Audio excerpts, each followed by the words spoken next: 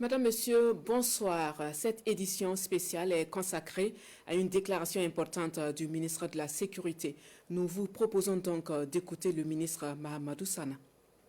Depuis plusieurs mois, nos services de renseignement en collaboration avec ceux de l'Alliance des États du Sahel suivent de près un vaste réseau de déstabilisation orchestré depuis l'extérieur et dont les ramifications internes menacent notre souveraineté nationale. Nous souhaitons vous exposer les faits qui illustrent l'ampleur de ces manœuvres ainsi que les actions résolues prises pour y faire face. Il est porté à la connaissance du public burkinabé et de la communauté internationale que des individus résidant en République de la Côte d'Ivoire se sont activés dans une entreprise de subversion contre notre pays. Ces acteurs du chaos, appuyés par certains services de renseignement de puissance occidentale, sont constitués aussi bien de civils de divers profils que des militaires et anciens militaires ayant quitté le territoire national pour participer à des opérations de propagande et de déstabilisation. Grâce au suivi permanent de leurs activités, nous avons pu déjouer plusieurs tentatives de déstabilisation, aussi pernicieuses qu'incessantes. Face à ces échecs répétés, ces individus sans foi ni loi ont opté pour un énième plan. Ce énième plan consistait d'une part à signer un contrat avec des groupes terroristes baptisés les centraux et d'autre part à leur donner des formations spécifiques dans la zone du centre-est pour la prise d'objectifs qui ont été consignés dans leur contrat. Ils devraient en premier lieu mener des actions violentes contre des civils innocents, puis en second lieu s'attaquer non seulement à des institutions de la République, mais aussi à plusieurs autres points sensibles. La première attaque précurseur de cette opération était celle de Barsalgo le samedi 24 août 2024, qui consistait à massacrer le maximum de populations civiles pour créer le désarroi et le chaos au sein de ces populations et ébranler de ce fait la nation entière, facilitant ainsi l'exécution de l'action principale. Le plan prévoyait l'infiltration de plusieurs groupes terroristes. Le premier groupe, chargé de mener l'action principale à partir du 29 août 2024, était composé de 150 terroristes venus du centre-est.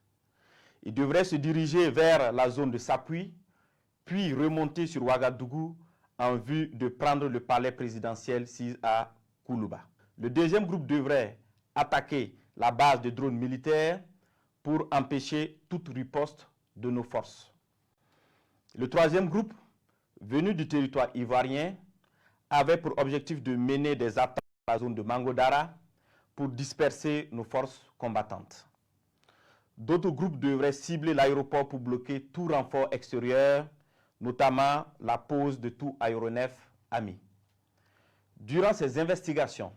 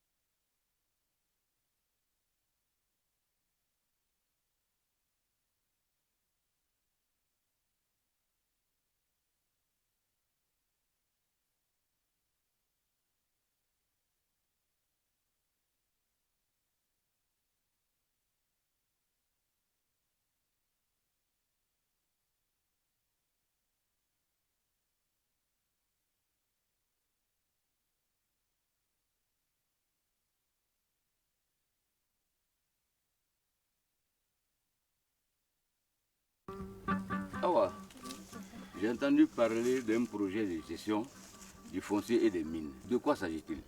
Oui, papa. Il s'agit du projet d'appui au renforcement de la gestion du foncier et des mines, en abrégé par GFM. Le PARGFM veut améliorer les services nationaux d'administration foncière et minière et faciliter l'enregistrement des droits d'occupation des terres dans les régions du centre-ouest, de la boucle du Moune et des hauts-bassins. Comment vont-ils faire ça? Le projet organisera des opérations d'enregistrement systématique des droits fonciers dans 20 communes d'intervention. Le PARGFM travaille avec des structures techniques compétentes pour délivrer des actes et titres d'occupation dans des délais réduits. À quoi cela va-t-il nous servir? Le titre d'occupation vous protégera contre les conflits fonciers et facilitera la transmission de vos droits fonciers à vos héritiers. Il pourra également être utilisé comme garantie devant n'importe quelle institution financière. Ah, donc je peux être propriétaire d'un titre d'occupation pour mon champ d'arachide? Ah non, ce n'est pas une affaire de femme. Ah si, les femmes sont aussi concernées. Selon la loi, l'homme ou la femme peut être propriétaire d'un titre d'occupation. D'ailleurs, dans le cadre des opérations d'enregistrement systématique, si le titre d'occupation est au nom de la femme, elle a l'avantage de bénéficier d'un appui de la part du PARGFM. Alors que faut-il faire pour établir un titre d'occupation?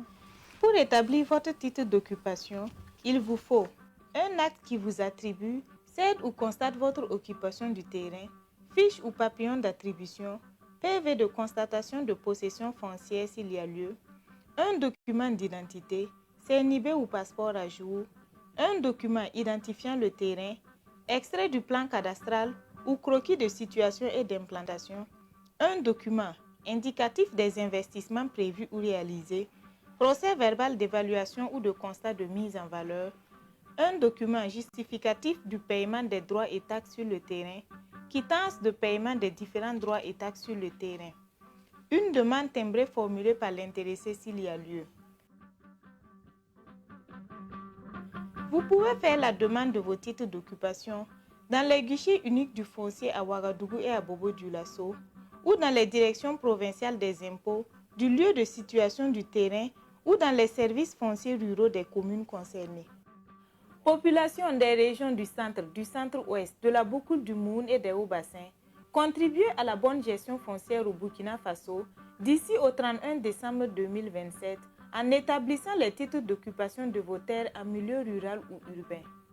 Avec le projet d'appui au renforcement de la gestion du foncier et des mines par GFM, engageons-nous pour faire de la sécurisation foncière un droit. Pour les préoccupations, les plaintes et les recommandations relatives au projet, appelez le numéro vert au 80 00 13 46.